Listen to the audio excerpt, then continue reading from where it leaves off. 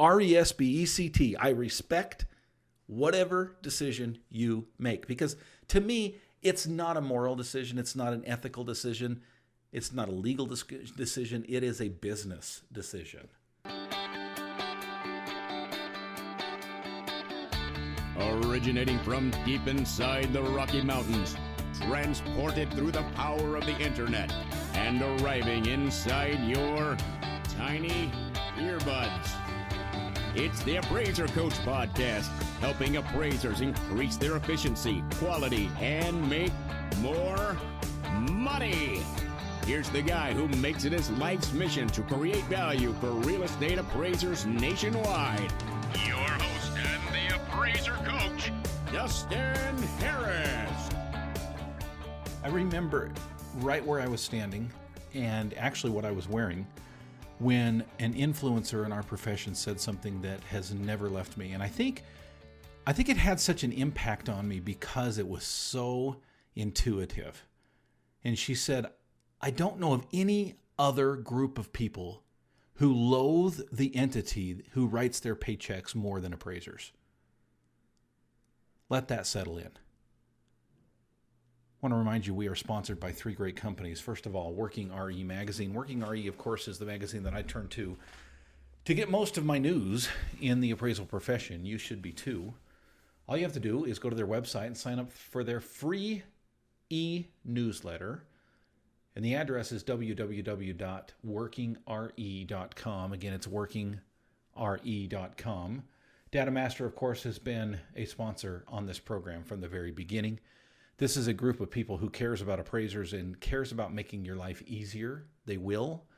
Check them out. Go to datamasterusa.com. Again, it's datamasterusa.com. Finally, we're sponsored by Alamode. Alamode is the software that you should be using to type up your appraisal reports because of the tools and the benefits that come with an Alamode subscription. It's alamode.com or 800 Alamode. Okay, folks, I have to warn you, I'm going to get a bit on my soapbox today because I feel so strongly about the topic today. Okay, now I want to make it very, very clear. If I'm talking to you today, I love you. Okay, I do. I have no other motivation today other than to help you, really. And I might say that what I have to say today is directed at a few, certainly not the majority. Okay, let me repeat that.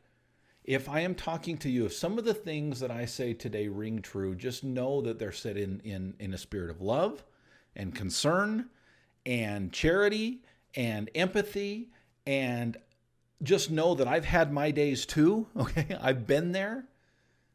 And I just want to make it very clear that what I'm saying today is not directed at the majority of the appraisers.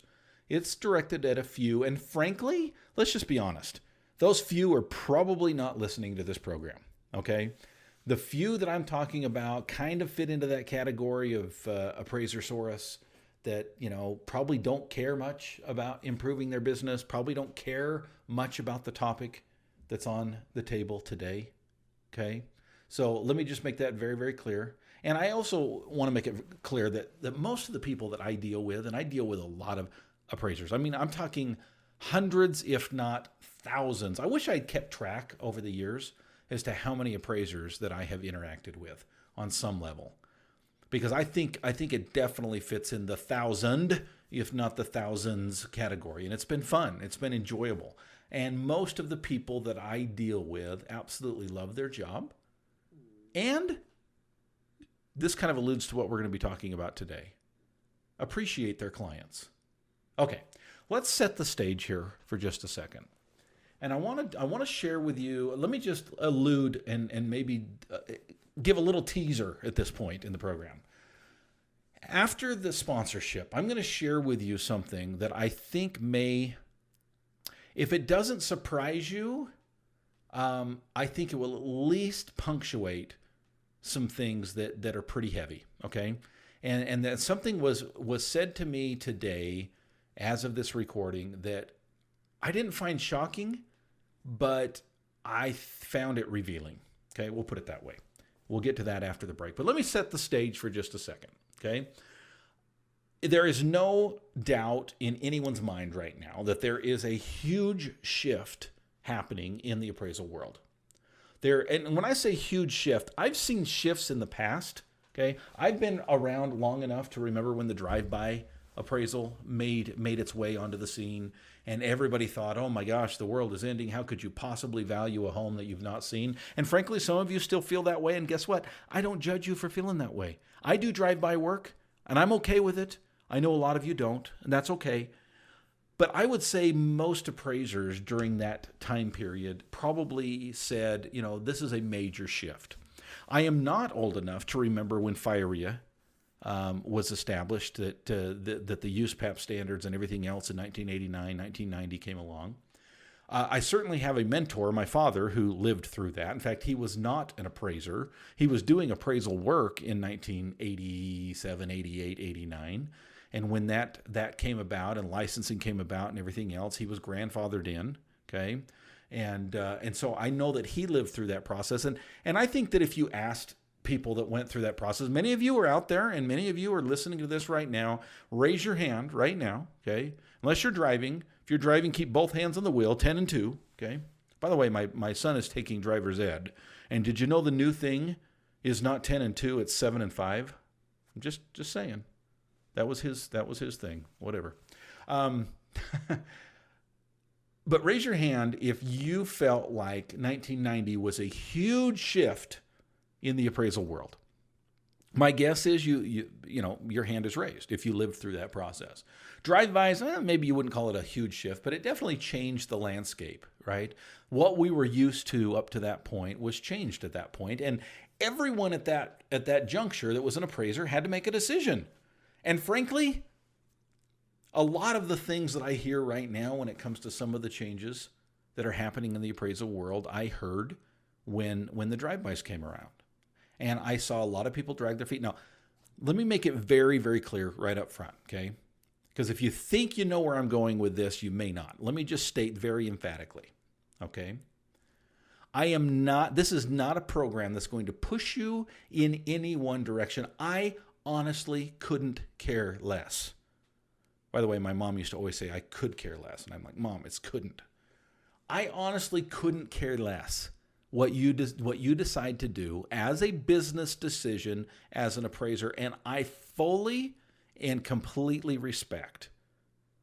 Let me say that word again. In fact, let me spell it like the song. RESPECT. I respect whatever decision you make. Because to me, it's not a moral decision. It's not an ethical decision. It's not a legal decision. It is a business decision. But I think we would all agree that the world of appraisal, especially when we're talking valuation side, okay, Fannie, Freddie, and the like, is shifting. We are seeing more PIWs. Heaven forbid. By the way, did they stop calling them PIWs? I haven't seen that term in a while. I hope they did, because that was such a stupid misnomer. A PIW? What, a property inspection waiver? What does that have to do with an appraisal? I know what a property inspection is, and it's not an appraisal. The world of valuation is moving. There's no doubt about it. We're seeing more PIWs. We're seeing more desktops. We're seeing these things called the 1004 Ps, right? What does P even stand for? I don't even know.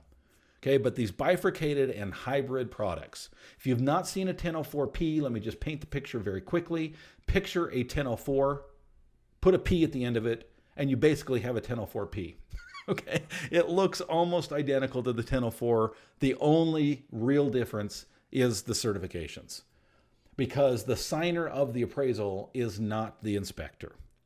And they will get other appraisers, they will get real estate agents, they will get companies that are quote unquote trained in appraisal inspection, whatever that means. Okay, and I know there's some strong feelings on both sides of the aisle and everywhere in between when it comes to inspectors and whether they're competent, whether they're not, okay? And this show today is not about that, okay? I'm not going to spend the entire episode talking about whether or not we should be upset about PIWs, whether or not we should be doing or not doing or boycotting desktops, whether or not we should stomp our feet and really, really get mad over the 1004Ps. Okay, that's a decision that you've got to make, and that's not what this show is about, okay? But I'll tell you, I'm going to allude again to some of the things that that are going to happen after the break. What I want to share with you today, I think will start to give us a little bit of an insight, and I want to stress a little bit of an insight as to one of the reasons, not the entire reason, but one of the reasons that we are seeing more and more of these products that are different than what we're used to. And what we're used to is the 1004. What we're used to is the 1004 UAD. What we're used to is the 1025. What we're used to is the 2055. I mean, these are the products that you and I have been doing for decades. And and yes, they've changed over time, right? But not dramatically. And we know how to fill them out, and we know what they mean, and we know this box and that box, and there's certain boxes that we hate. Okay? Never understood the bath wainscot thing, but whatever. It's there. But we get the form. But there is a shift, and I think we would all agree, whether or not we agree that we like it, dislike it, want to participate, don't want to participate. Again, let's put that aside for a second. I think we could all unite and say there's a change afoot, folks. Things are happening in the appraisal world that are different than what has happened in the past. Okay, that's reality. And I'm not sure, honestly, can I just say this? I mean, I'm probably going to get hate mail on this. Okay, I get it. In fact, I know I'll get hate mail on this because I always do when I say it. I don't know that there's much we can do about it. Okay, can I just state that? No, please, before you, okay, put the keyboard down. I know you're typing the hate mail right now. Okay, just chill for a second. Let me explain. I didn't say that we shouldn't try. I didn't say we should lay down and play dumb. I didn't say that we should just give up our hands and throw up our hands and say, mercy, whatever you want to do to us, almighty gods of the valuation world, do to us, right? That's not what I said. Do I believe that we should be involved politically? Absolutely. Do I believe that we should make our voice heard? Absolutely. Okay. But I want to be very clear. And again, this isn't going to be a popular stance. It's just going to be the honest stance. Dustin Harris doesn't know that there's much we can do about it at this point. Okay. Fannie has made a decision and it's moving in that direction. Freddie has followed. Okay. And other entities are following as well.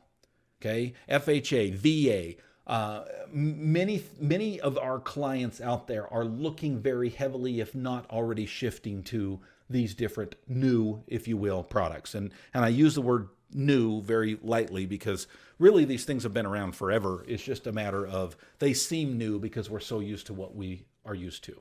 Okay. Now let me be very clear. Again, where there may not be much we can do about it in general, in other words, that's where things are shifting. I do believe that you can refuse to do them. Okay. There's very much something that you can do on your level. And if that's your choice, I know I stated it a few minutes ago, and I can't emphasize enough.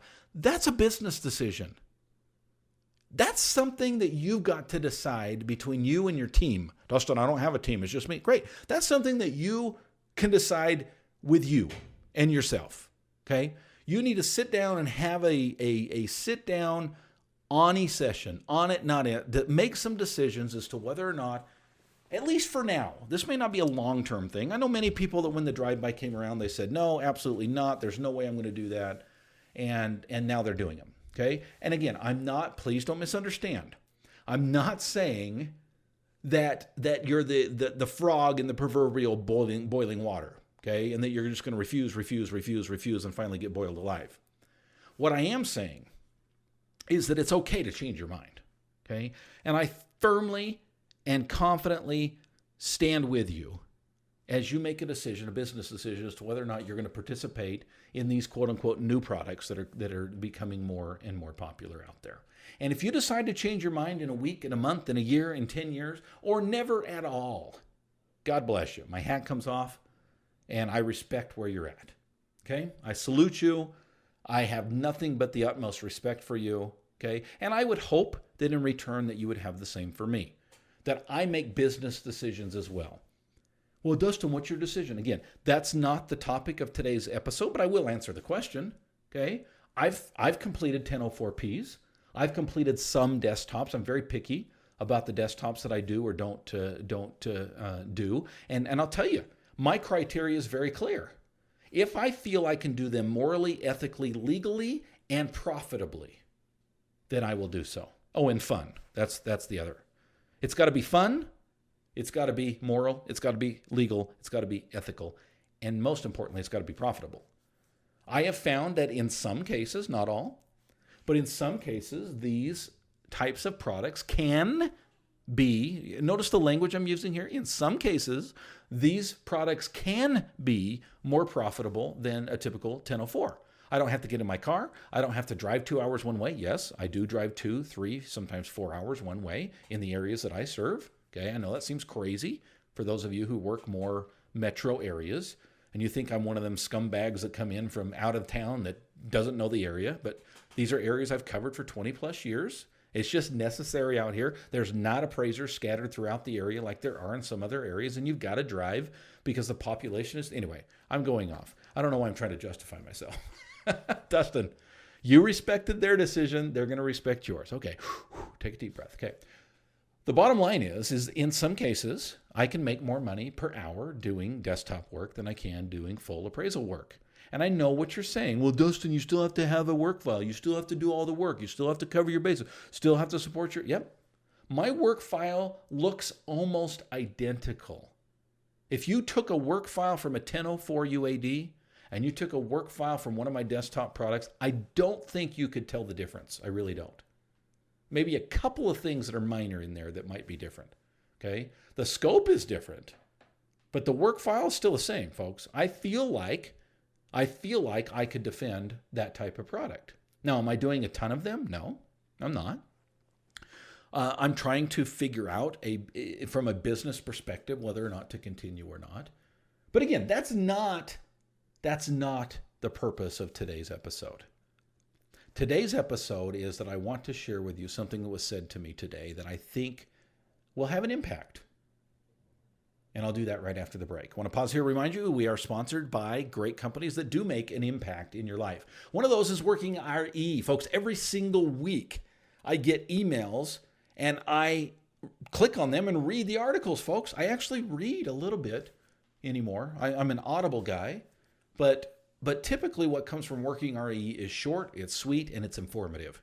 If you want to keep up on the news, and you don't want to be bogged down by all of these different sites and blogs and podcasts and everything else that's vying for your attention, I highly recommend Working RE Magazine. They're on top of what's going on in your profession so that you can be as well. WorkingRE.com is in working real estate, WorkingRE.com. DataMaster, of course, is a sponsor here. And as I mentioned in the beginning of the program today, they've been with me from the very beginning. Why? Well, I think it's a good fit, folks. They are a company that allows you to be more efficient, that allows you to do more with less. And guess what? As an appraiser coach, that's what I teach. It's a match made in heaven, as you will. DataMaster saves 30 to 60 minutes per report, and they do it without cutting quality. Let me repeat that. They do it without cutting quality. In fact, they increase the quality in my reports because I don't have the human error that I would have typing that information in by myself. All I have to do is hit a button, and if it's in the tax records, if it's in the MLS, bam, it's in my report. DataMaster USA is where you go. It's datamasterusa.com. Finally, we're sponsored today by A La Mode. A La Mode, of course, is the software that, I've been using it for, 24 years now. My dad's been using it for longer than that. They've been in business over 30 years. Folks, they are the leader, okay, in the appraisal software realm. Now, it takes a special company to maintain that status as long as they have. A La Mode is a company that helps you as an appraiser do more. If you've not checked out A La Mode and you're wondering what the big hubbub is, I invite you to pick up the phone and call them. They will talk to you. You can share with them the software that you have. You can share with them your unique situation and say, hey, will it work for me? I guarantee it will, but you're going to want to hear it from them. So pick up the phone right now, call them at 800 A La Mode, or you can pick up your computer and type in www.alamode.com.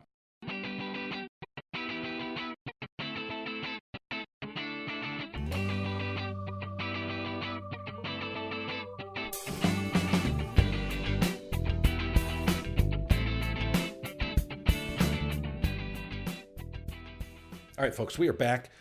All right, did we set the stage enough? I spent the first half of the program just simply setting the stage that things are changing. Okay. I probably could have just said, hey, guess what, folks? Things are changing. There we go. Set the stage. Now, the reason I got on the microphone tonight, other than I don't want to be in there watching Dead Poets Society, I hate it when the kid kills himself. Sorry. Spoiler alert. I hate it when the kid kills himself. Haunts me. Hate it. Okay. Got a private message today. Now, I want to make it very clear. I'm not trying to be mysterious. I'm not trying to be elusive. I'm not trying to get ratings by juicing it up. Okay, I truly am not. If I could use this individual's name, I would in a second, because I think it would give huge credibility to what I'm about to say. But I've been asked not to use this person's name. I've been asked not to use this person's company. I've been asked to not use this person's title. But I will tell you this, okay? And you just have to trust it from good old Dustin Harris. When have I lied to you in the past, right? Number one, this is a real message from a real person, okay? Number two, it is a name you would probably know. If you know anything about the appraisal world and you've been in this appraisal world, at least the lender world, for any amount of time, you would know this name, okay? And I would say you would trust this person. You would have great respect for this person. Well, I can't say that completely. I have great respect for this person. I trust this person. I've known this person for a very long time, and this person has always treated me with respect. This person is intelligent. This person is a true professional. And I will say this person is a heavy hitter in the appraisal world. This person is in a position to know the information that I'm about to tell you. Okay? So you just have to trust me, because I can't tell you who it is, right? And again, I'm not trying to just juice this up just to make it more interesting. I promise you. Okay? I specifically asked, in fact, I said, you probably don't want me to use your name on air. And he said, yeah, you probably shouldn't. You probably shouldn't use my company. And so I agreed to that. Okay? He didn't ask, I offered, and he took me up on it. Let's put it that way. But this much I can say. Since I can't use his name or any other distinguishing information, I guess you can just throw out this information and pay no attention to it. Okay? It's up to you.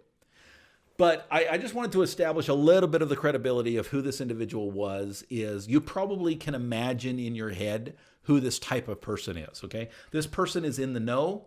This person sits in some very high-ranking meetings with some very high-ranking companies and some very high-ranking GSEs, okay? So let's put it that way. This person probably knows a little bit about the message that he sent me today, okay? Here was the message. Quote, more and more lenders are complaining about the lack of customer service some appraisers have or lack. Now, he goes on, this other part is me paraphrasing, it's not the quote, okay? Some appraisers are flat out rude to their clients, and lenders are tired of dealing with appraisers who have an enormous chip on their shoulders. Now, I'm going to go on with an exact quote. He said this, quote, the days of, quote, you will get it when you get it are gone, okay? Let me repeat that. The days of, quote, you will get it when you get it, unquote, are gone. Does that make sense? In other words, an appraiser who turns to their client and says, leave me alone, you'll get it when you get it, are gone. And what does that mean? Well, let me continue. Okay? Customers, and by the way, they are your customers, are looking for more. Let me repeat that. Customers, and they are your customers, are looking for more. He also said this. And when I say it, he's talking about the lack of customer service. It is a large part of what is driving some of the current efforts. And he put in parentheses the 1004 Ps, etc. Let that sink in for a second, folks. Now, I want to make it very, very clear. He did not say it was the only reason. He didn't even say it was the biggest reason for these new products. But he did say it is a large part of the reason. Can I just say that quote one more time? Okay, he's talking about rude appraisers. He's talking about appraisers who don't appreciate their clients. He's talking about appraisers who say nasty, mean things to the face of their clients and behind their back. Okay? Again, I'm not talking to the majority of appraisers out there. I'm talking to a minority of the appraisers, but I'm going to share with you a couple of examples that I've noticed. But that's what he's talking about when he says okay, is a lack of customer service. And then he says this, it is a large part of what is driving some of the current efforts, the 1004Ps, etc. Folks, I'll tell you what, when I read that, first of all, it rang true to me. I have no way of proving it, of disproving it. I have no evidence because I don't run in those circles. But knowing who this came from and knowing what I know about both appraisers and lenders, it rang true to me. That a lot, and again, it's not the only reason.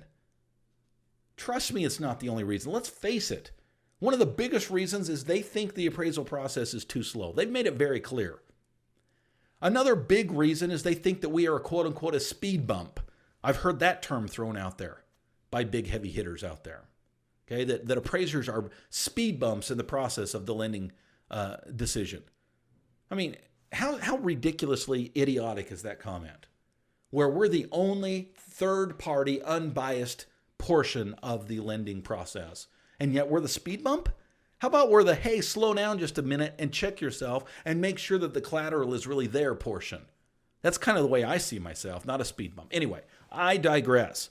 I just want to make it very clear, this is not the only reason that these products are coming on board. But here's an individual who I highly respect and look up to, did I mention that? Who is very much in the know as to what's going on in that world, a world that I don't really run in, saying that bad customer service, lack of customer service, as he put it, is a large part of what is driving some of the current efforts. And my question for all of us, myself included, can you blame them? Folks, I have often seen appraisers posting publicly screenshots of their responses. And I'm going to put responses in air quotes. You can't see me because this is audio, but I am putting two fingers up on either side of my head and I'm doing the air quote thing. But I often see appraisers posting publicly screenshots of their responses to AMCs or other clients that are not flattering. And the reason I say responses is because I think a lot of times they take the screenshots before they hit the send button. I've never seen one yet where they've actually hit send and then they took the screenshot, which tells me they're probably not actually hitting send, and I'm hoping that's the case. I'm hoping they're just saying things to get a rise. But I'll see this on Facebook, for example. An appraiser will get a bid for a property, okay? And maybe it's a 6,000 square foot home on 3 acres, and they've offered them $250, right? And then the response from the appraiser before they hit send, but the response that they screenshot and that they post publicly on Facebook is something like, "Hey, dumbass, I'm a professional, and this advertised fees is bull blankety blank." I mean, that's the kind of response. And I think, did you really hit send on that? I mean, okay, if you did, great. Hats off to you, I guess. I doubt it, but nonetheless, this is the kind of attitude that sometimes appraisers have. And again, I'm not talking to all of you, and I've had days like this where I wanted to type the same thing, okay? Again, a lot of them, I don't know whether they hit send or not. I hope they're not stupid enough to hit send. I hope they're just trying to get a rise from the group and say, ha, ha, ha, look at my response, whatever. Okay, but the bottom line is some, and again, I didn't say the majority, but some appraisers, they have a chip on their shoulders. And I'm not saying anybody that made a post like this has a chip on their shoulder. Please don't misunderstand. What I am saying, and would you please listen to me for just a second, okay? I don't want to make enemies today. That's not my purpose. I want to educate. And I want to help us to step back, myself included, and just ask myself, can I do better? Is there a better way to handle some of the frustrations that we, rightfully so, experience as appraisers? I mean, I've seen things like appraisers respond, well, if you'd stop bothering me for updates, maybe I could get the damn report done. Okay. Yeah, I mean, I get it. I felt like that. I just don't know that I would actually say it to my client. Or this fee is an abomination. What do you think I am? I know I said it would be in last Wednesday, but if you would get off my case, I'll get it into you before Friday. Stop rushing me, right? I get it, folks. I get it. I get annoyed sometimes as well. But there's two things to remember. When I see this type of post, these two things go through my mind. Number one, and I know you're going to hate it when I say this, but that's just what goes through my mind. When I see something like that posted out there, the number one thing I say in my brain is, didn't you have a choice? Don't you have a choice whether or not to work for this person or not?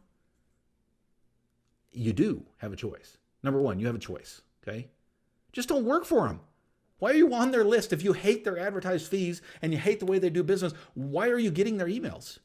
You do have a choice, okay? Well, I just get them, Dustin. I don't know where they get them from. Okay, fine. Put them in the, have you ever put a filter on your email that anything that comes from this company goes to spam? It takes about half a second, okay? You do have a choice, and you never have to see that type of thing again if you don't want to work for that company. Number two, these are your clients, folks. Now, maybe they're not your clients, in which case, put a spam filter on and get rid of them. But folks, if these are people that you normally work for, and I guess that's kind of the overriding point of today's show. And again, I know it feels like I'm kind of on a soapbox. Trust me, I'm in a good mood. I really am. I'm smiling, okay? I'm happy. I'm not angry, but I do feel a bit of a frustration that my fellow appraisers are struggling out there. And granted, I get it, folks. I have days like that as well. But I just don't treat my clients like that. Remember what I started the program with? I remember very clear, and it's, by the way, not the same person that sent me this message, a different person, but who was a very heavy influencer in our profession, who said, I don't know of any other group of people who loathe the entity who writes their paycheck any more than appraisers do. I mean, again, let that settle in for a second. Let that settle in for a second. Now, ask yourself the question, can you do better? Again, I don't think that the individuals out there that are making these types of complaints and are treating their clients like this are probably in the majority, but I do think that they do sometimes speak the loudest. And it feels like they're the majority. Sometimes I'm on these Facebook groups and I'm like, holy smokes, is there anybody happy out there with what they do anymore? Am I really that much in the minority? Does everybody really hate their job that much? There's days I hate my job, folks. Did I ever tell you about the day in Dingle, Idaho, when I was walking around the house and it was spring and there was a metal roof and a big old snow slide came off and went right down my neck, and I hated myself and I hated my job and I wanted to throw things away and never do this again? I mean, I've been there, folks, and that's not the only time. Trust me, probably once a week I wonder why the hell I'm doing this. But in the end, you got to answer that question. Now, I want you to just, in closing today, I just want to share with you maybe an exercise, okay? Many years ago, I was sitting in a living room of an elderly couple. My father and I had gone over there to visit this couple. They were lonely. They just needed a visit. And we were there, and we were sitting there, and they were talking about adult things, and I wasn't that old, maybe 12, 13 years old. And I remember looking over, and they had a little plaque on their little bookshelf. And I know you've heard this term or this phrase. I've heard it 1,000 times. But that was the first time I'd ever heard it. I remember it very clear. And I looked at that and I thought, that is an interesting saying. And it basically said something to the effect, if you really want to get to know somebody, walk a mile in their moccasins. And I had, 45 minutes sitting there, as they talked and droned on about adult stuff, to sit there and really let that settle in. And what does that actually mean? First of all, who wears moccasins? And second of all, why would you walk a mile in their moccasins? And what is this saying trying to, well, you know what it's trying to say. So I want you to, just for a second, I want you to walk a mile in your client's moccasins. Okay? And I know I'm asking a lot. Oh, no, I would never be that. I hate AMCs. I would never be that. Okay, fine. Put that aside for a second. And just remember that an AMC is made up of people. And people are just people. Okay? So I want you to put yourself in your client's shoes for just a second. Now, let me ask you this. If they have a choice as to which appraiser they're going to use, and by the way, they do, will they choose you? Should they choose you? I want you to think about it for just a second. The way that you treat your clients, the way that you talk to them on the phone, the way that you respond to them in the email, the way that you make their job either easier or harder, will that bring you more business in the future? And again, that's not the reason you act nicely. You do it because you're a human being. It's the right thing to do, period. But folks, the way that you treat your clients, are you burning bridges or are you building bridges? And I know it sounds cliche, and it probably is on some level, but there's a reason the cliches are out there, because they work. And in this case, they work.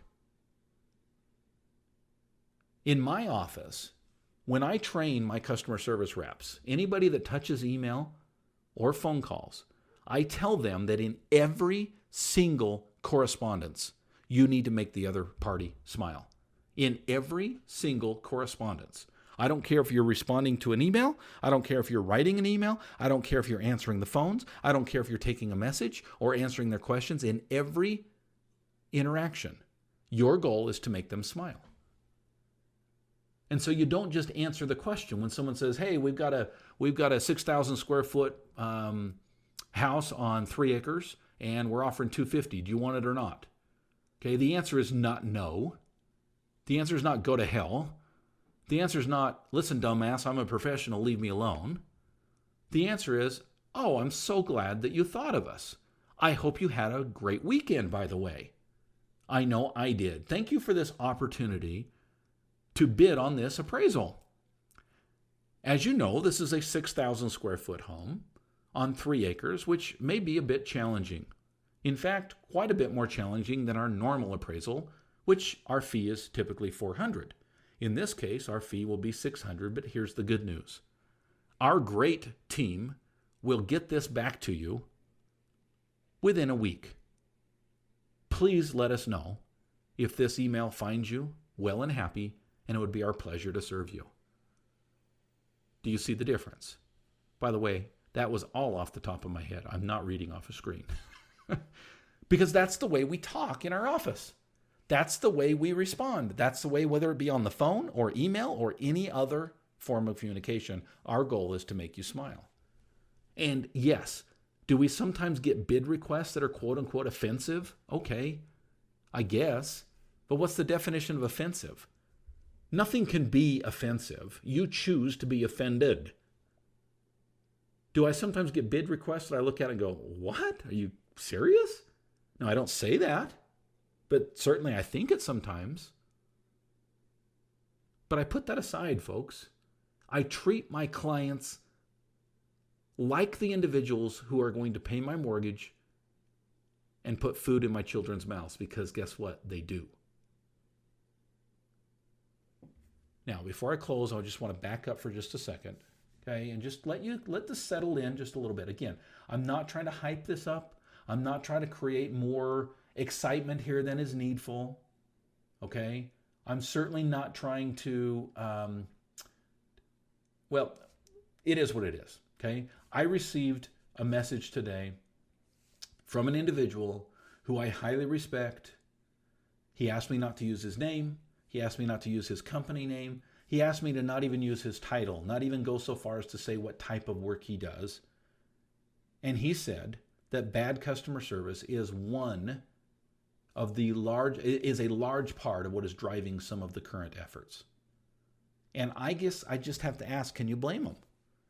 If you are on the other side, if you're walking in their moccasins, if you will, and you have to constantly be dealing with some of the things that I see screenshotted, that whether or not they send them or not, I don't know.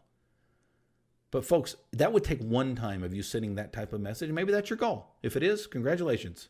You accomplished it. If I were your client, if I sent you an email and asked you to do an appraisal and your response was, leave me alone, dumbass, I'm a professional, this is offensive, guess what? I would leave you alone.